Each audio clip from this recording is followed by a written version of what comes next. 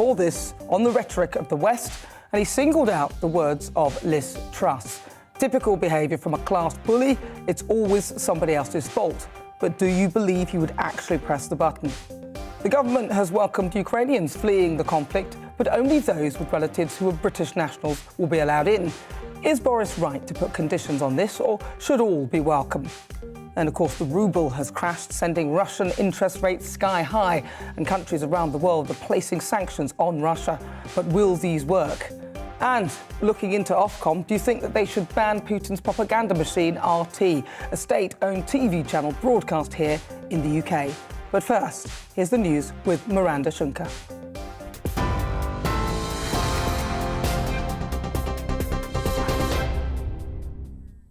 Thank you. It's 6:01. The top stories from the GB newsroom. The Prime Minister has told the Ukrainian President more UK support is on its way as shelling continues in Ukraine. Dozens of people have reportedly been killed and hundreds injured in rocket strikes in the city of Kharkiv. Efforts to broker an immediate ceasefire with delegations from Ukraine and Russia have ended, with the next round of talks to be held in the coming days. President Volodymyr Zelenskyy has asked the European Union to fast-track Ukraine's membership application. We address the European Union to admit Ukraine immediately according to the new special procedure. We are grateful to the partners that they stand with us, but our goal is to be with all Europeans and, most importantly, to be equal. I'm sure that's fair. I'm sure we deserved it. I'm sure it is possible. Well, the Foreign Secretary has told the Commons President Putin's invasion of Ukraine is not proceeding to plan. Liz Truss said the UK will impose further sanctions against Moscow and told MPs the government will keep ratcheting up the response to Russia. She will also meet her US counterpart Antony Blinken this week. He expected to take cities quickly. He expected Ukraine to retreat, and he expected the West to be divided. Instead, his forces were met by the heroism of President Zelenskyy and the resolute determination of the Ukrainian people. He has been met by a united West, together with our friends around the world, and we have taken decisive action. Well, earlier, UN Secretary-General Antonio Guterres also said the violence in Ukraine is totally unacceptable and enough is enough. Yesterday, Russian nuclear forces were put on high alert. This is a chilling development. The mere idea of a nuclear conflict is simply inconceivable. Nothing can justify the use of nuclear weapons. Ukrainian MP Alexei Goncharenko told GBNews the country needs help now protecting its airspace. We're not looking for, for boots on our ground. We're ready to fight ourselves. And we don't ask British people, American people to fight for us. But we ask you to help us to protect the skies. Because the Russians are using aircrafts and missiles to hit residential houses, kindergartens, hospitals, schools. Well, in the last half hour, football's governing bodies FIFA and UEFA have suspended Russia from all competitions. It means they won't be participating in the World Cup this year in Qatar. It's as Russia's international football team has been ordered to play its matches under the name Football Union of Russia in neutral countries with no fans, flags or the national anthem. The United Nations Refugee Agency says 500,000 people have fled Ukraine since the incursion. It follows news that Britain's likely to follow the EU's lead in taking Ukrainian refugees for the next 3 years. The policy is due to be reviewed in the coming days. Boris Johnson has already announced immediate family members can join Ukrainians currently living in the UK. Russia's central bank has more than doubled its key interest rate to an unprecedented 20%. It's trying to shore up the ruble, which has fallen to an all-time low against the dollar after sanctions were imposed against Moscow. They include the blocking of some Russian banks from the international banking system, SWIFT. And we will, of course, keep you updated on developments throughout the evening. But to other news now, and fears over energy supplies have seen oil prices soar as a result of the conflict. Petrol in the UK has also reached record highs, with the average price hitting £1.51 for the first time. The cost of diesel is also at unprecedented levels. Meanwhile, commuters here are facing the biggest hike in fares in nearly a decade. Ticket prices in England and Wales are increasing by 3.8%. It follows a similar rise in Scottish rail travel costs last month. And to Australia now, where 9 people have died and tens of thousands have been evacuated from their homes after heavy rain brought record flooding to the east coast. The Brisbane River in Queensland's capital has peaked, but 4 people are still missing and parts of the city remain underwater. Flash flooding remains a serious risk in northern New South Wales. Well, on TV, online and DAB plus radio, this is GB News. Now it's back to Dewbs & Co tonight with Nana Akweer.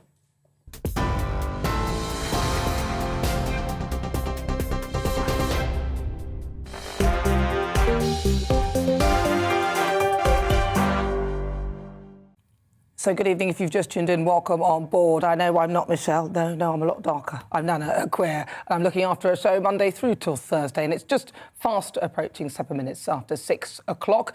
So with me until 7, my panel, PR consultant Alex Dean, ethnographer and academic Dr. Lisa McKenzie, and Lee Jones, professor in political economy and international relations.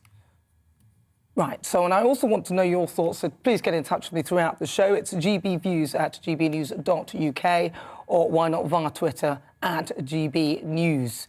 Right, so let's get things started. Talks have begun between Russia and Ukraine in Belarus, although expectations aren't high. At the talks, Ukraine has called on Russia to impose a ceasefire. Meanwhile, dozens of people have been killed in Russian missile strikes on Ukraine's second city, Kharkiv, where Russian and Ukrainian soldiers are fighting on the streets. Ukrainian President Volodymyr Zelenskyy posted a self-shot video of himself on Twitter saying that his country will defend itself against the Russian invasion.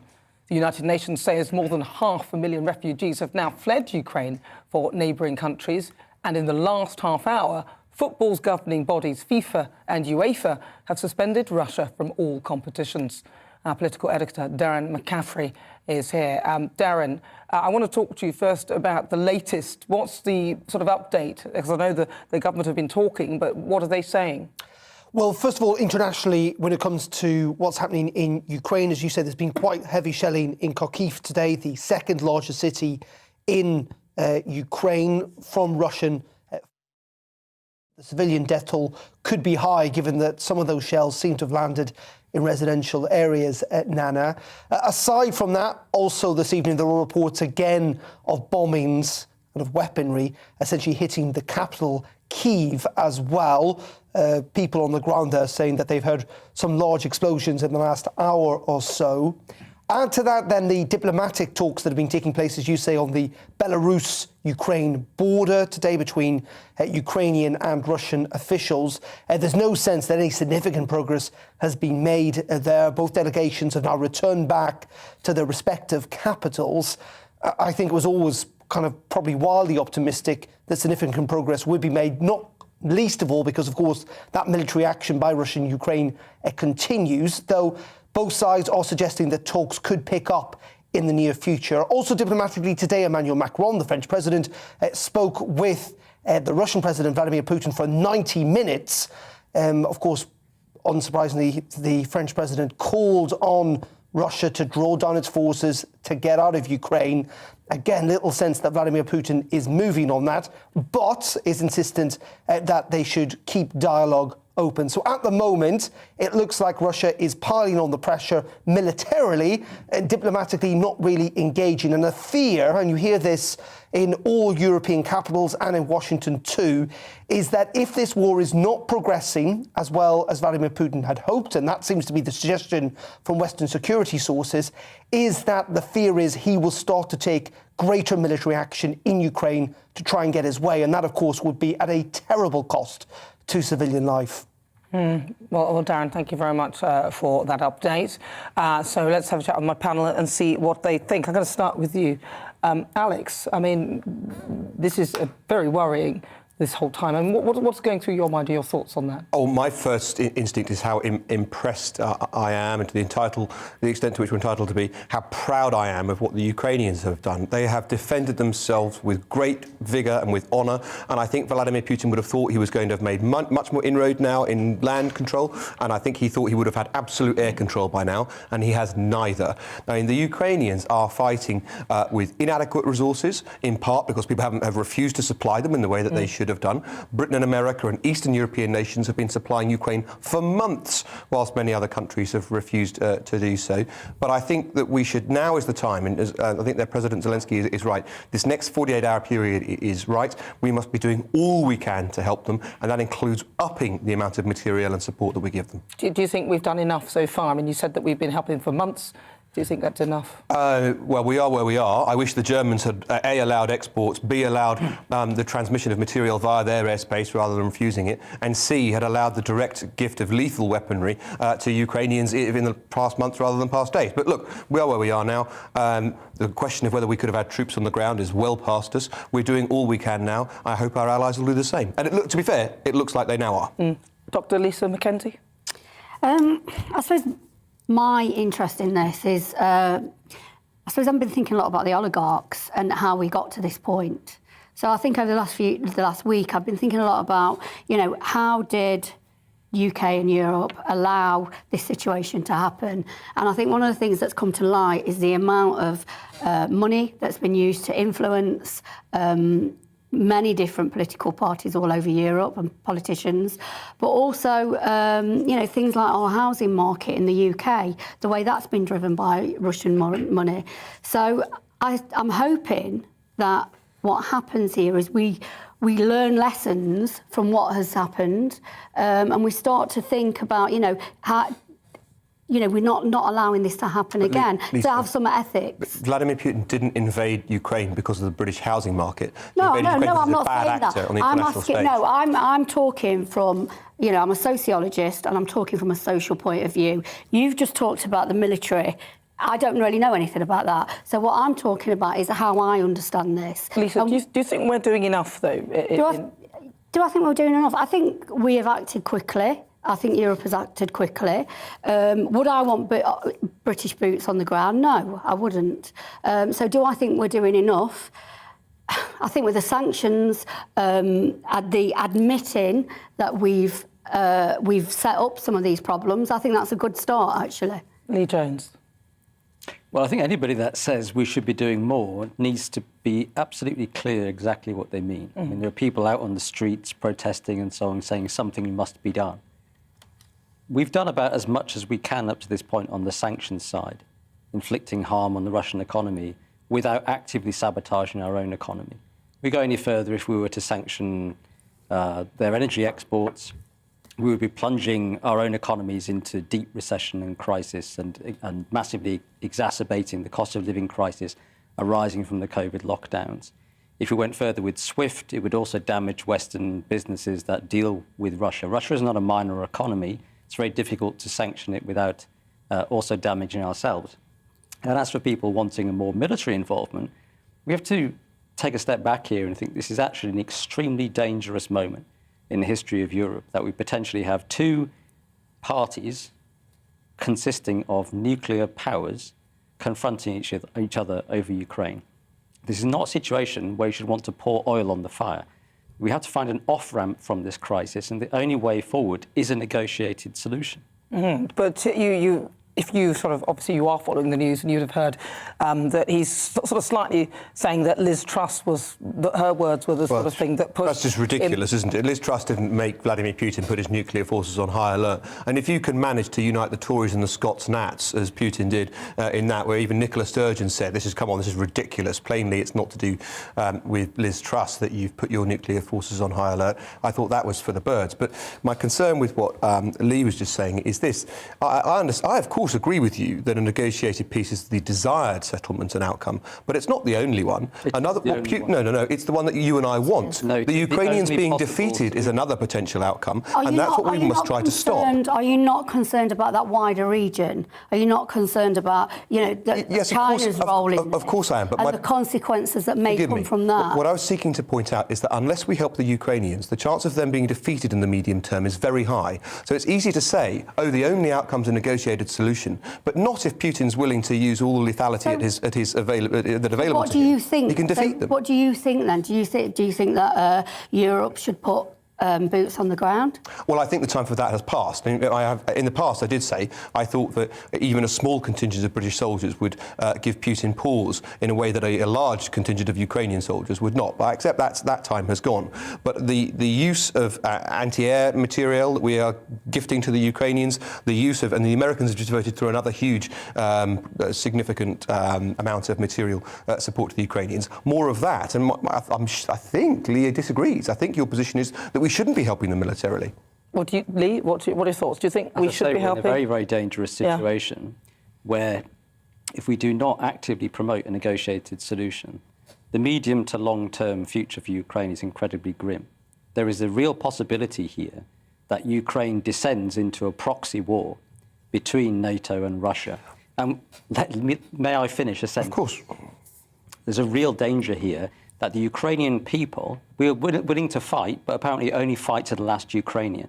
So we will pour weapons and material and money and humanitarian aid into Ukraine to keep the war going, to avoid Putin achieving his aims militarily. We weren't willing to deter him properly.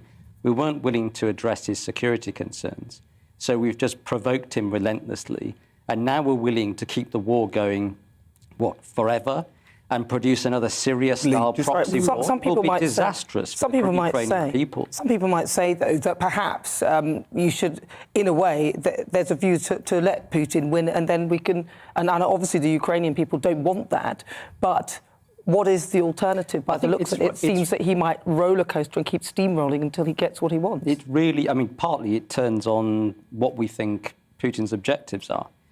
If we think that Putin's objectives are to re-establish the Russian Empire or the Soviet Union, then obviously there's no reckoning with those interests. But there's very little evidence that's what is actually doing. Well, I think there's quite a bit of evidence that that's what he wants. I think scarcely any evidence to suggest that, in fact. And also, we don't know what he wants, let's be honest. Well, I think he's been fairly consistent since the early 2000s that his main concern is the expansion of NATO towards Russia's borders. He fought a war in Georgia in 2008. Another one in Ukraine in 2014, he's displayed how serious he is about not allowing neighbouring countries to join NATO and the EU.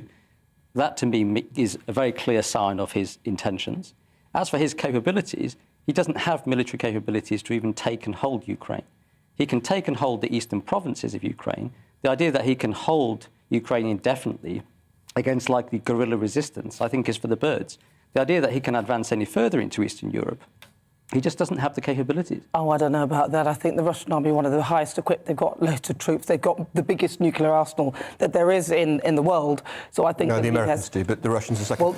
But I just want to think it's important... I'm going to have to wrap this up. We'll move on to the next thing. But yeah, they have got a pretty good, pretty big nuclear arsenal. I think they may well have been overtaken, the Americans, may well have overtaken the Americans. I think they left a lot of weapons in Afghanistan. Well, if you've just joined us, welcome on board. You've been sending your opinions in on this as well. And loads of thoughts have been coming through. Keep them coming at GB News or email us at gbviews@gbnews. Now, coming up, Vladimir Putin ordered his military to put Russia's nuclear deterrent forces on high alert this weekend. But would he press the button? We'll be talking about this after the break.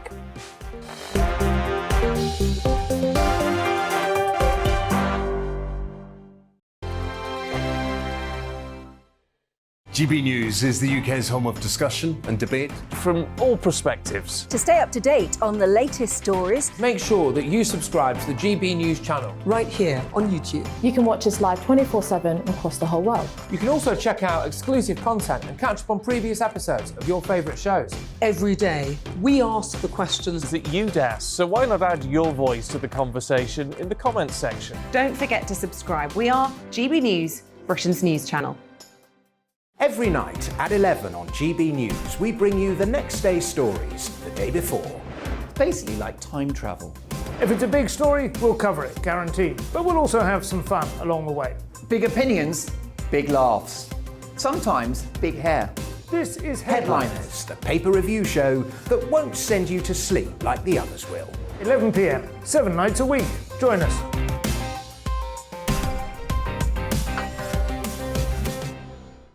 Hello there, I'm Eamon Holmes. And I'm Isabel Webster. And we hope you can join us for Breakfast with Eamon and Isabel. You make me laugh out loud, belly laugh. Is that important first thing in the morning? Yeah, absolutely. And there's me trying to be deadly serious. News is a serious business. Yeah, I have to rein you in sometimes. Well, it doesn't stop us laughing at it. It doesn't stop us having an opinion on what's going on. Yeah. And it certainly will not stop us reflecting what you think. Weekdays from 6 to 9:30 on GB News. I'm Dan Wootton. Join me Monday to Thursday from 9 to 11 for the feistiest and most fun news debate on TV, where free speech reigns. I'll bring you a sharp take on the day's biggest stories, bombshell newsmaker interviews, and A-list guests. And I guarantee you, no spin, no bias, no censorship, and no reason to go to bed. That's Dan Wootton Tonight, Monday to Thursdays from 9 on GB News.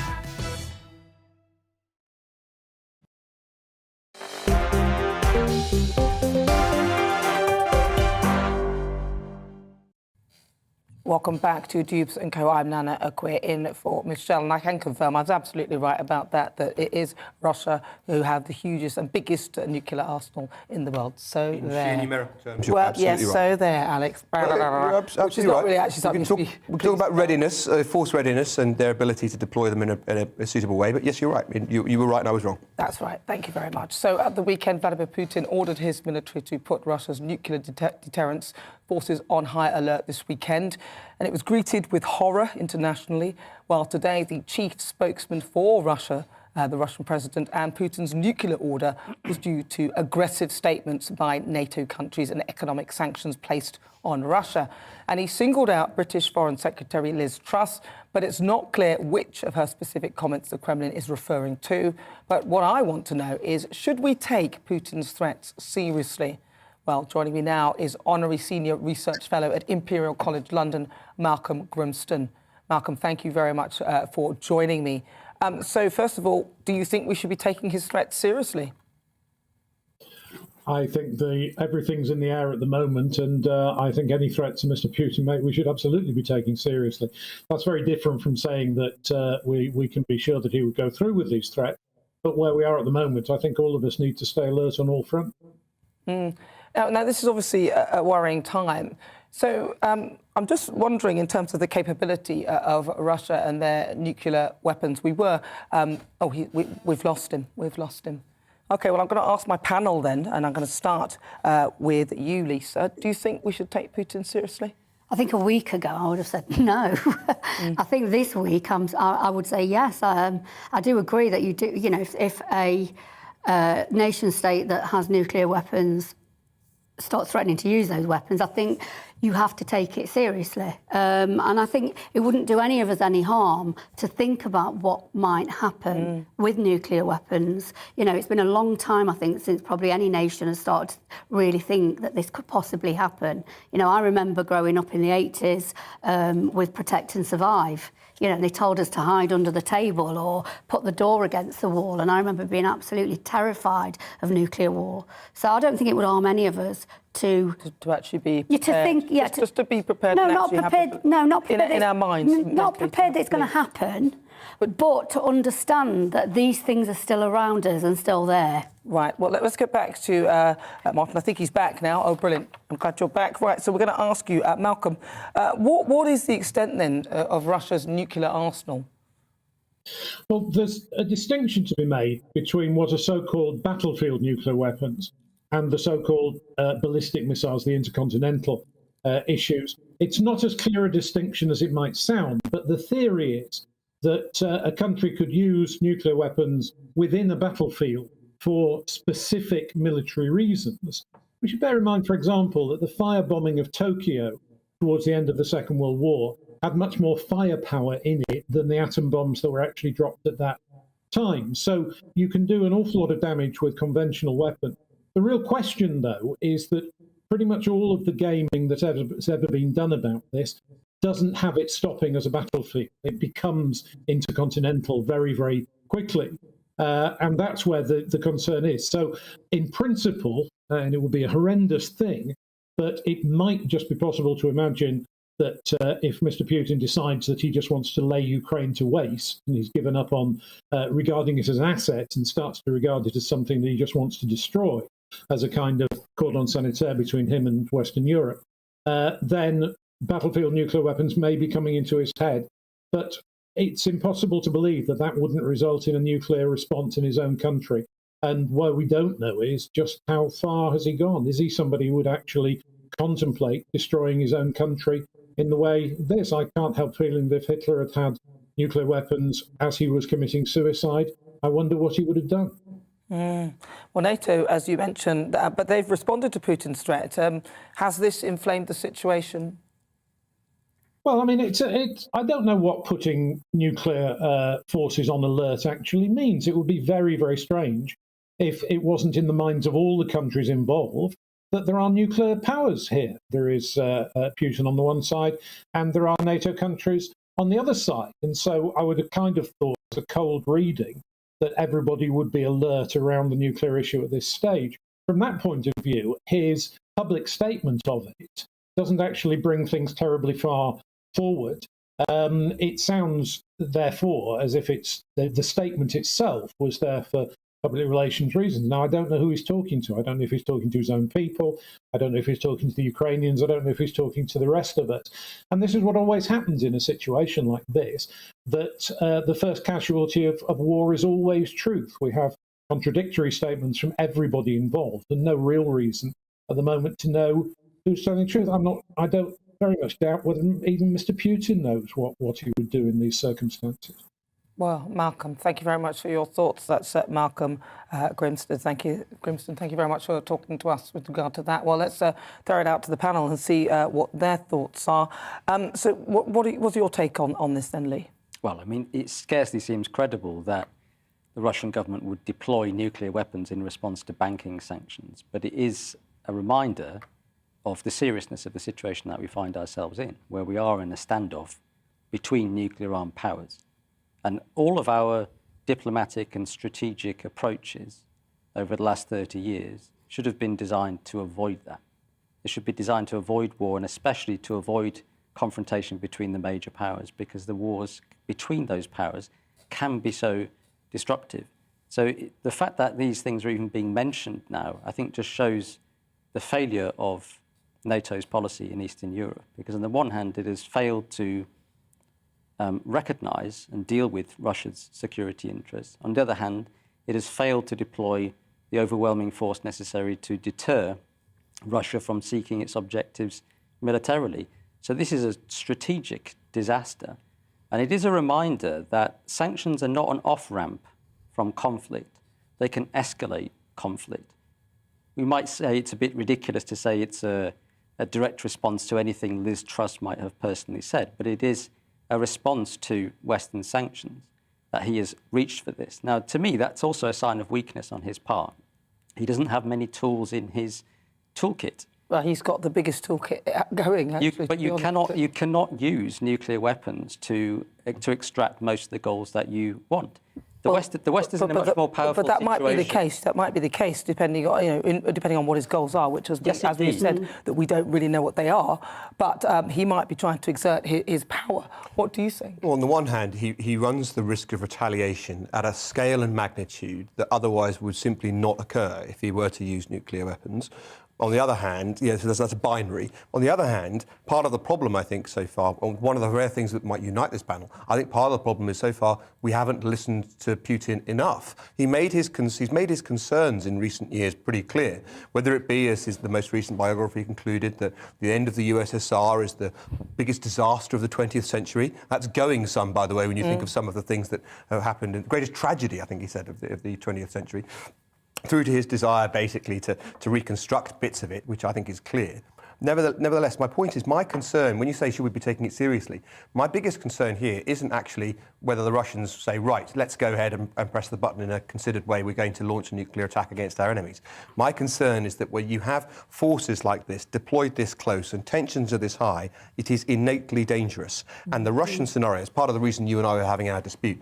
The Russian scenario is one involving accidents and rusting kit as much as it is involving finesse decisions over nuclear material. I thought one of the interesting bits of footage to come out over the last 48 hours is Ukrainian soldiers looking askance and mockingly at the kit they've captured from the Russians, at how threadbare it is, at how rusted it is, at how old some of the repairs and undone repairs are. And I think that if you telescope that, it's not like they've got rusting material in lots of other ways, but their nuclear fissile stuff is maintained right whiz-bang up to date. Some of the stuff you're dealing with the Russians would have not passed muster on the Western side for quite some time, and that is a real risk, I think. Well, let's see what our viewers have been saying. David says that Ukraine could and should have been supplied with defensive military equipment and deterrence months or years ago when Putin's intentions were known. Instead, the UN has been wasting time on resolutions condemning the invasion and on sanctions that Putin doesn't care about. Stuart says Putin has no qualms with the Ukrainian people.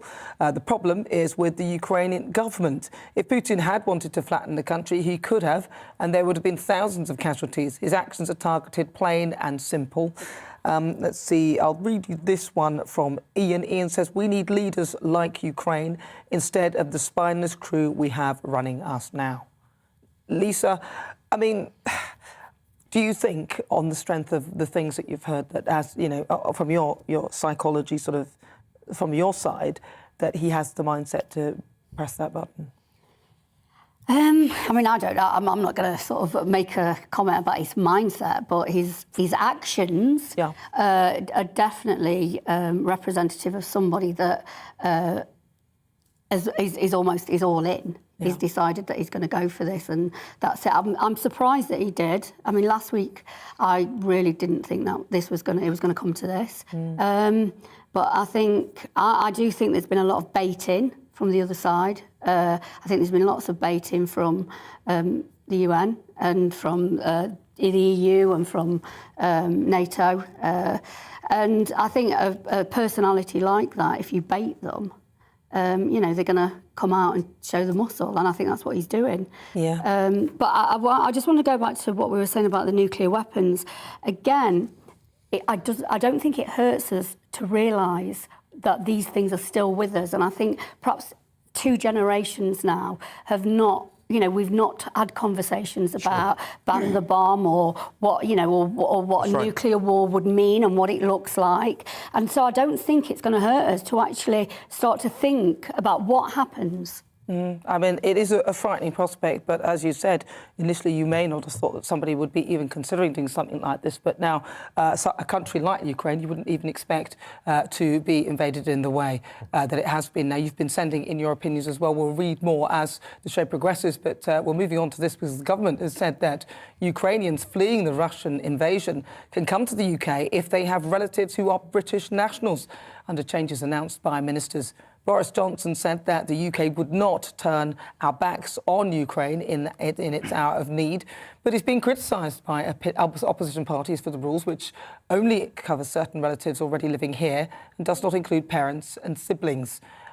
So what I want to know is, well, is he right? Or should he relax immigration policy to allow anyone fleeing from Ukraine to come and live in the UK? Or is he right to put the conditions on people coming from there? What are your views? Get in touch. But also I'll find out the views from the panel as well. So I'm going to bring you in, Alex. Was he right to have some sort of stipulation on and give some sort of conditions? I think it's inevitable the government's going to have to relax its position. Just pragmatically, I think that the force of political will and humanitarian need will be so strong that it has to change its position. I think given the speed of migration in recent times, there is a legitimate place for a debate on migration into this country, but this is the worst possible place for it. This is a place of acute humanitarian need caused by despotic aggression. And if you were singling out any group that we should look to embrace in the United Kingdom more, these Ukrainians would be it. And that, by the way, is putting quite to one side the fact that migration from Eastern Europe since the accession countries were admitted into the EU has been positive for the UK, that people have come to the UK, worked hard, sent remittances home, largely speaking gone home if we wanted them to, or if there wasn't work for them here any longer. But my point is that I think inevitably and pragmatically the government is going to have to change its position on this one. I do think there is a legitimate role for discussing migration into the UK. We've had much higher migration in the last couple of generations than we have historically, but this is precisely the worst example over which to take issue. Do you think? I mean, I've heard rumours and I've heard reports that actually some people of colour are struggling to get over the border as well, which for me, from my side of it, I think, well, whilst I'd love everybody to come in and I'd like to look after everybody, I'm putting myself in the shoes of somebody who is black trying to get into one of those one of those cars or whatever it is to get to this country, and I'd be pretty angry if they wouldn't let me in. I mean, you know, I saw the African students actually being stopped at the border and not believed that they were Ukrainian. Yeah. They were fleeing from the Ukraine. Yeah, I saw that, and it was very telling, wasn't it? Well, that's the thing. So for me, I don't want, you know, I'm happy to look after anybody and protect everybody, but I don't want this country to be filled by a lot of people who may well be quite racist in their views. And I have been into Eastern Europe, and I have faced racism and thought, wow, this is something else. So, you know, whilst I'm saying yes, everyone in, I would want to think that it would work both ways, in my view. Yeah, I mean, I was struck over the weekend. There was a poll and it showed that 63% of people thought that the government should resettle some Ukrainians. A figure wasn't given, but some, and only 18% opposed. And it made me think again of the way that the British people have been mischaracterised over recent years as being all racist and xenophobic. In fact, they're quite welcoming, I think. They have an open heart to people fleeing oppression, war and persecution. The attitude is similar to the people in Hong Kong, for example, fleeing Chinese oppression there. But I think that's true. But at the same time, we seem to be locked into a cycle where our foreign policy is often implicated in creating unrest and conflict, which then creates refugee flows, which then there is pressure upon us to accommodate. And maybe people are willing to be open-hearted to people who are fleeing conflict, but maybe they would also like a government that was more committed to a Pacific foreign policy that didn't create such refugee flows in the first place. We didn't create this refugee flow. Vladimir Putin did. Well, I think we've added to it. Hang on. Do you agree with that, Lee, or not? Well, if we are interested, truly interested, in what has caused the war in Ukraine, then we have to go back 20 years and talk about security dynamics and geopolitical contestation. So you don't think it's fair to say Vladimir Putin caused it? It's too simplistic to say that Vladimir Putin caused it. That's just a narrow propagandistic point. From an analytical point, if we want to understand why conflicts happen, we have to look at security dynamics in the region. So if we're interested in that, we can have a conversation about that. Well, we could talk about, for example, the Budapest Memorandum, in which we did promise to protect Ukraine whilst they disarmed in 1994. We could talk about that, because at that point, we said we'd protect them, and then this has come along, and then we have protected them, but not in a military fashion in terms of guns and actually boots on the ground. So as a result, we have an escalating conflict. But then is the fact that we got them to sign that part of the reason why there's a problem, although Russia were also one of the signatories on there as well, alongside the UK and the United States of America. I don't think that everybody is. This is not. I don't think the Budapest Agreement is an issue. The issue is the declaration. The declaration in the early 2000s that NATO would expand to include countries adjacent to Russia, which Russia was very much opposed to. This has set off a cycle of confrontation and conflict in Eastern Europe in the years since. Now, you can take different views about how we should have responded to that. But what we have in the case of Russia is an extremely powerful country that, if it is dissatisfied with the prevailing security situation, can use force to advance its goals. So either you have two options in that situation from a strategic perspective. Either you accommodate Russian security interests, which would mean in this case ensuring that NATO does not expand any further and you secure a neutralised buffer between the two sides. That's one option. If you don't want to do that, then you have to make sure that the Russians will not use force to secure their goals, in which case you have to deploy overwhelming force to deter them, and you have to be willing to use it, which means potentially conflict between nuclear armed powers. That's true, but this wouldn't be happening if Ukraine had their nuclear weapons. I believe from that perspective, this wouldn't be happening. That's my view. You could also... Lisa? Sorry, go ahead. No, I mean, I think, again, you get two countries like Ukraine and Russia that have got interlinked histories over hundreds of years. And I think it is too simplistic. The simplistic sort of propaganda that's coming out now, which is Putin, evil, we're good. And listen, and I know what you're going to say, Putin may be evil, but I think we're constantly having these debates at the moment of good versus evil, and it's childish and simplistic. You know, Brexit, evil, Remain good. The other way around. Is it? I don't know, whatever. But whatever. We keep doing this in the media constantly, bombarding people who's watching with good versus evil, good versus... We are not children. We can take complex ideas. A desire from both of you to see the full picture is admirable. But, I mean, honestly, I even were one to concede that NATO's expansion had provoked a great number of reactions in Russia. In the end, Vladimir Putin either decided to invade another country or he didn't. And he did. He did it. And what I don't understand about this perspectively is that, well, it's oversimplified to say that he's to blame or it's to do with him. In the end, he made that active decision. I can picture you in the playground being punched by the bully and saying, well, I strongly understand your perspective and point of view. Don't worry about me and bullies. Right and wrong. Why do you think I didn't say you? Nobody's going to bully her. Nobody's going to bully her. Well, let's have a listen to what people have been saying, because we were also looking at the whole refugee situation and whether it says, yes, we should let in genuine Ukrainian refugees and stop letting in illegal immigrants. He is a madman. Paul says, where are they going to live? Hundreds of thousands of housing waiting lists. Tony has pointed out that Russia will target London for first strike options. Nuclear weapons are back on the table. Get used to it. And Danielle says, I feel I must say that Ukrainian president does not want refugees to flee too far from the border.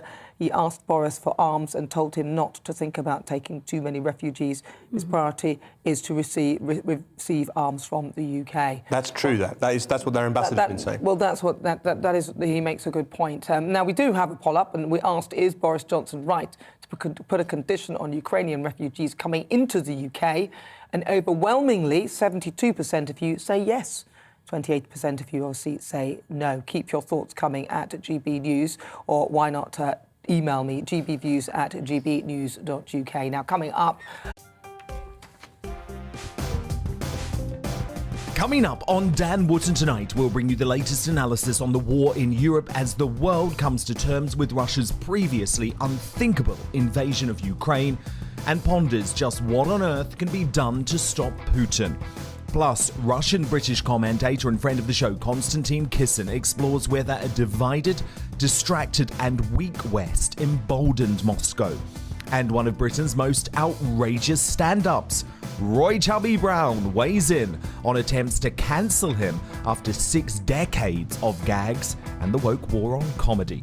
And as ever, I'm joined by my superstar panel, the Daily Express columnist Carol Malone, social commentator Esther Kraku, and senior reporter at the newspaper Benjamin Butterworth. That's Dan Wootton Tonight, Monday to Thursday from 9 p.m. till 11 p.m. on GB News.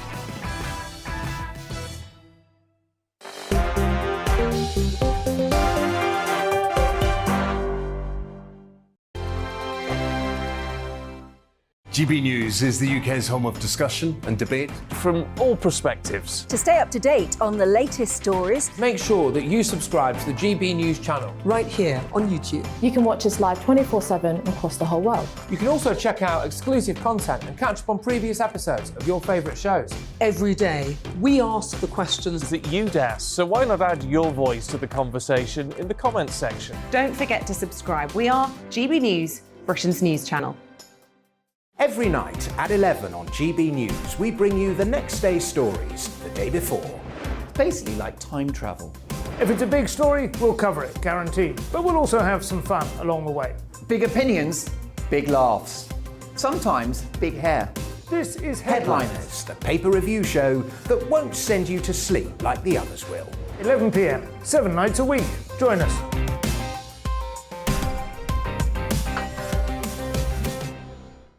Hello there, I'm Eamon Holmes. And I'm Isabel Webster. And we hope you can join us for Breakfast with Eamon and Isabel. You make me laugh out loud, belly laugh. Is that important first thing in the morning? Yeah, absolutely. And there's me trying to be deadly serious.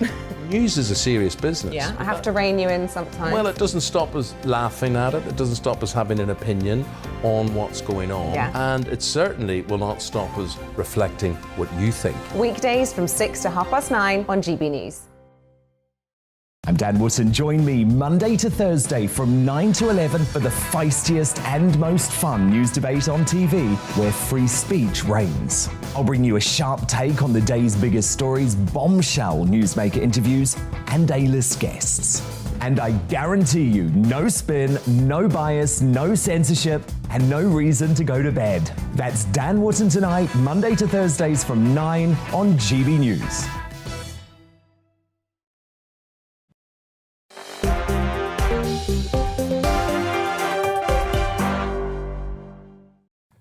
Well, welcome. If you just joined me, where have you been? It's coming up to 46 minutes after 6 o'clock. I'm Nana Akwir. This is Dewbs & Co. Now, the Russian ruble has crashed more than 40% today in the wake of the unprecedented international sanctions against the country's financial system over Vladimir Putin's invasion of Ukraine. The European Union also announced sweeping sanctions against Russia, including closing its airspace to Russian aircraft and banning Russian state media outlets broadcasting in the bloc. And all this comes after a 3-mile Russian military convoy makes its way to the capital city of Ukraine, Kyiv. So I want to know, will international sanctions work? Should we go further, and how? So let's have a look. The Russian state, these are the sanctions currently. The Russian state banned from raising sovereign debt in the UK and elsewhere. Other sanctions, the assets of many Russian banks have been frozen. Also, a measure put in place to block Russian exports and imports. USA places Russia's top 10 financial institutions under restrictions. And foreign assets of the Russian President Putin frozen in the EU, US and the UK. There's over a dozen billionaire oligarchs are on asset freeze and travel bans as well. And the UK has imposed a £50,000 limit on bank accounts held by Russian nationals in the UK. So there's loads of things going on there. Russian airlines as well and private jets have been progressively banned from UK and EU airspace. And EU introduces ban on exports of aircraft and aviation parts to Russia. In addition, the EU have banned exports of high-tech goods, including computers, to Russia. So those are the list of sanctions, very briefly. Yeah, and it's a strong list and a strong start. I note that point about banning Russian flights from airspace is not complete in the Western European continent. There are a couple of holdout countries which, unless they've changed their position, they've come on air. Norway being one, as I recall, were still permitting the Russians into their airspace and to land. I think unity in that is a really strong position to take.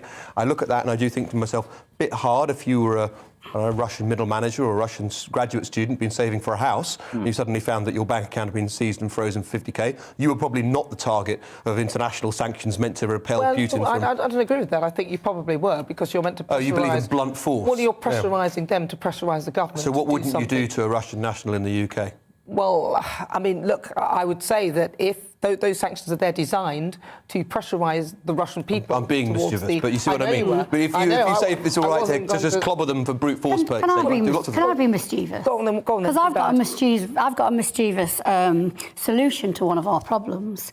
One of the problems, and I know it comes up over and over again, is housing in the UK. Someone mentioned it earlier. I know what you're going to say. Yeah, you know, there are thousands of properties owned by Russian oligarchs all over London. Most of them are empty. You know, we could go and we could live in those houses. We could squat those houses. My worry is if you take away all Russian assets in this country and do that, then they have no reason why to protect this country in any way, shape or form. And then that nuclear threat, I think you're pushing it further. But what do you think? Well, briefly. I think most of the sanctions imposed on Russia are not very significant in terms of the operation of the Russian economy, with the exception of the sanctions on the Russian central bank, which will make it much harder for them to avert the collapse in the ruble. But the issue is not, can we impose economic costs on Russia? Because we can do that. The issue is that going to change the Russian government's behaviour? What is the link between imposing economic pain and the political gain that is desired? It doesn't seem to me that that Putin is willing to trade off his security goals in Eastern Europe against, hits on his personal bank balance or even those of the oligarch. Well, but maybe it might pressurise those people to pressurise him, and then he might have to reconsider that because they have to support him in his actions. But let's move on to this next. Well, you don't know that, though. How do you know what's likely? You're saying it very convincingly, but it could be that might work. Boris Johnson's also been calling on the Russian people to sort of put pressure on Putin to, stop this war. But let's talk about the media, because Boris Johnson's called on the UK media watchdog Ofcom to look at Russian news channel Russia Today, or RT, which is broadcast in the UK, and he says that the channel has been infringing the rules of this country. The Prime Minister then went on to say that if he had the power to ban the channel, he would. Russia Today is a Kremlin-funded news channel and has been accused of describing the invasion of Ukraine as a special military operation to liberate the country. So what I want to know is, should Ofcom step in and investigate Russia Today? Should the channel be banned, or should it be allowed to continue broadcasting so that we can choose to see the opposite view within this conflict? So what do you think? I think that if you have a body that you want to run the media, like Ofcom, you should let it have its head. And if you have a political perspective in a crisis, which means you want to do something, you should stop making excuses about that third-party extra body and do it yourself. If we want to take Russia Today off air, then, and it doesn't seem to be breaching Ofcom's rules because they'd do it themselves, Parliament should vote. Parliament should vote to take it off air and compel our broadcasting authorities not to have it on air. And for what it's worth, in my view, it shouldn't be on air. It's a direct voice of the Kremlin. It's a direct mouthpiece for Putin. We shouldn't have it in our country in these times. But let's not try and blame. Let's not put the. It's like having a judge-led inquiry and then blaming the judge for not reaching the results that you want. But we have something called freedom of speech. I used to write for. We have something called freedom of speech, and the thing is, sorry. We have something called freedom of speech, and that means that we express and allow different views. And if you imagine Russian Today, it could be an echo chamber for those in Russia. Our own propaganda could be an echo chamber for us. So that's what we need to consider. I mean, I entirely agree with you that in a democracy, you need citizens to have as much information as possible so that they can hold government to account and play their part in the life of the country. Now, Russia Today may well be putting out propaganda, but in wartime, all media and all sides tend to become propagandistic, to become patriotic, to become belligerent, to become more one-sided. So it's even more important in moments like this that we understand how the other side in the conflict understands itself and what it's doing. That isn't what we said in wartime, though. The Germans banned our news, we banned theirs, and then we hanged Lord Hawhorn. So, Alex, we were wrong with all that? Sorry, just 1 second. In 1939, a British publisher started to serialise Mein Kampf, and it was published in this country until 1942. And the thing that stopped it being published was German bombs destroyed the publisher. So at that point in time, in the middle of a struggle for survival in which British Empire was standing more or less alone against the Germans, we didn't think that it was too dangerous to allow citizens to understand, to understand what the other side was thinking. But we banned their broadcast, let's get they banned ours. On this. Can we get Lisa's take on this? Yeah, because I've worked with Russia Today for 8 years. And I've done all sorts of things with them. I've been on their different shows. I've been on panel shows like this. And for the last 2 years, I've wrote a weekly column with them. I don't do that anymore because they've sort of moving away from British politics and moving into more international politics. So we'll leave it at that. But, one of the things that they allowed me to do is write about British politics from the view of a working class woman like me. They didn't censor me. They let me talk about the horrors that were happening in Amazon warehouses. They allowed me to talk about the terrible issues around Grenfell. We've talked to, I was uncensored. They wanted you to discuss the shortcomings as you saw them of capitalism. Yes, but I wanted to. So you were useful. Of course I'm useful, and they were useful to me, and they were also useful for anyone else who wanted to hear about that. One of the good things about Russia Today is they were sort of going up, and I know GBNews have done this as well, going up to the Red Wall areas and bringing them into the debate, which has been very recent, actually. Well, very briefly, final answer from you, 20 seconds. I'd ban them. You'd ban them? Oh, quicker than that. Fabulous. Now, I think it's important, actually, to let to hear the views actually, and also from the different perspective. And the reason being because otherwise you don't know what the propaganda is out there, because we're in our own echo chamber of we think that this is how it looks, but to the Russians it looks very different. Do you and I can remember tell you, what I'll give you an they said about example. GB I'll give you an example of somebody. Actually, what? Do you remember what was said about GB News when it first went on yes, air? of course, yeah, and the of way course. that there was a Twitter storm about trying to get it closed down. Yeah. And that was wrong. Yeah, and this is wrong. Well, that was wrong. And I was going to say, what I was going to say is that I used to go to a boarding school, and one girl, she was a South African, a white South African, and she came there and she saw, and she was going, oh, those black people are doing that all over again. And she was talking as though the black people were the enemy and the oppressor and everything. And people said, well, hold on a minute. What are you talking about?